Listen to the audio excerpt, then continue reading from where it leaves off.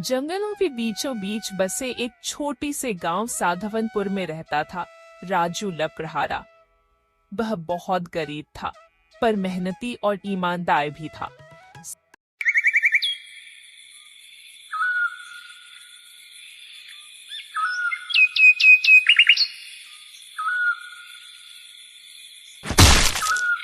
सुबह सुबह जब सूरज उगता, उसकी कुल्हाड़ी की खनक जंगल में गूंजती रहती थी। पत्नी चंपा लकड़ी बेचकर राशन लाने का इंतजार करती और उनका एक 10 साल का बेटा था बिन्नू। बिन्नू सपने देखता कि एक दिन उनका भी पक्का घर होगा। उसी गांव में एक जमींदार रहता था, नाम था भोलाराम।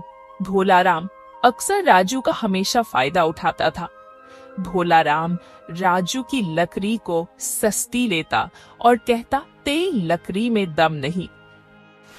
एक दिन आसमान बादलों से भर गया, तूफान उठा और जंगल में कई पेड़ गिर पड़े। हे भगवान, ये क्या हो गया? अब तो गांव वालों को लकड़ी मुफ्त में मिल जाएगी और मेरा क्या होगा? लेकिन तभी उसे एहसास होता है कि ये तूफान जंगल की आत्मा का संकेत है। उसी रात जब बिजली चमक रही थी, राजू को जंगल की गहराई में एक पेड़ दिखता है। वह सुनहरे झिलमिलाते पत्तों से चमक रहा था।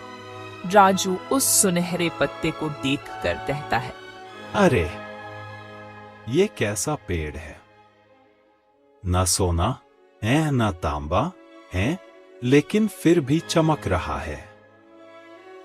राजू, मुझे मत काटना, मैं तेरा भविष्य हूँ। राजू वो आवाज सुनकर डरकर वहां से भागता है।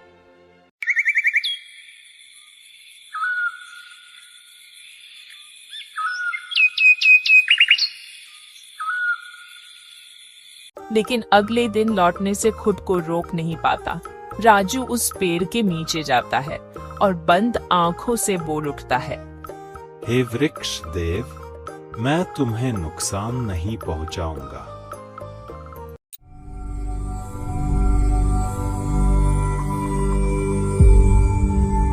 अचानक एक प्रकाश फैलता है और वनदेव प्रकट होते हैं। उनका रूप हरा और सुनहरी आभा में झिलमिलाता है। तभी वनदेव कहते हैं, तेरी नियत सच्ची है, इसलिए तुझे वरदान देता हूँ। यह कुल्हाड़ी लो, यह हर वार में 3 गुना लकड़ी देगी, पर इसे सच्चाई से ही काम लेना। उस दिन के बाद राजू की जिंदगी धीरे धीरे सुधरने लगती है। वह सिर्फ सूखे पेड़ ही काटता है और हर वार में ढेर सारी लकड़ी इकट्ठा करता है। गांव वाले यह देखकर उससे ईर्ष्या करने लगते हैं और कहते हैं, ये राजू कुछ ना कुछ जरूर जादू करता होगा। लेकिन राजू सबकी मदद करता है, पुल बनवाता है, अनाज के भंडार देता है और गरीबों में दान करता है। वही दूसरी ओर किरीना चुड़ैल, जो पास के जंगल में रहती है, ये सब देखती है और सोचती है, अगर वह कुल्हाड़ी मुझे मिल जाए तो मैं पूरा राज्य अपनी मुट्ठी में कर लूं। किरीना चुड़ैल जादू से बिन्नू को बंदी बना लेती है। वह कहती है, अगर तू अपने बेटे को चाहता है तो वो जादुई पेड़ काटकर मुझे दे दे।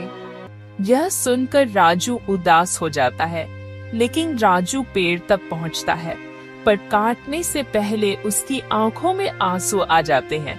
तभी वनदेव प्रकट होते हैं और राजू से कहते हैं, तेरी परीक्षा का समय है। अगर सच्चाई चुनेगा तो सब मिल जाएगा। राजू कुल्हाड़ी जमीन पर रख देता है और कहता है, मैं झूठ और लालच से अपने बच्चों को नहीं बचा सकता। सच्चाई मेरी ढाल है। ये सुनते ही किरीना चुड़ैल की शक्ति कमजोर पड़ने लगती है। वह बिन्नू को फेंक देती है और कहती है, अगर जादू से नहीं जीत पाई तो क्या हुआ, धोखे से जरूर जीतूंगी। उस दिन के बाद किरीना चुड़ैल अपनी आत्मा को एक भयानक राक्षसी रूप में बदलकर गांव पर हमला करती है। लोग भागते हैं, लेकिन बिन्नू और चंपा ग्रामीणों को सुरक्षित स्थान पर ले जाते हैं। जब राजू किरीना चुड़ैल का आतंक देखता है तो वह सीधे वनदेव के पास जाता है। वनदेव राजू को कहते हैं, अब मेरा वरदान पूरी तरह तुझ में समा जाएगा। राजू का शरीर चमकने लगता है, उसकी कुल्हाड़ी से प्रकाश किरणें निकलने लगती हैं। एक भव्य युद्ध होता है, आग और पानी का संग्राम। किरीना बिजली जैसे वार करती है, पर राजू जंगल की आत्माओं को पुकारता है। पक्षी, जानवर, हवा और मिट्टी सब उसके साथ सब जुड़ जाते हैं। राजू अपनी कुल्हाड़ी को आसमान की ओर फेंकता है और उससे निकलती प्रकाश किरण किरीना पर गिरती है। वह जलने लगती है और अंतिम क्षण में कहती है, राजू, तेरी सच्चाई ने मुझे हरा दिया। किरीना राख बन जाती है और वनदेव प्रकट होकर कहते हैं, तूने साबित कर दिया राजू। इंसान जब प्रकृति के साथ चलता है तो चमत्कार खुद उसके संग चलने लगता है। वनदेव सोने की वर्षा करते हैं, लेकिन राजू केवल उतना ही लेता है जितना उसको जरूरत थी। बाकी के वह स्कूल, पेड़ लगाने का कार्यक्रम और नदियों की साफ सफाई शुरू कराता है। राजा वीरेंद्र उसे वनपाल रत्न की उपाधि देते हैं। गांव का नाम बदलकर सतवनपुर रख दिया जाता है, जिसका अर्थ होता है सच्चाई का वन।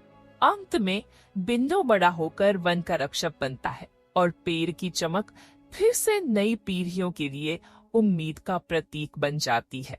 तो दोस्तों, इस कहानी से हमें ये सीख मिलती है कि ईमानदारी और प्रकृति के प्रति आस्था सबसे बड़ा खजाना होती है।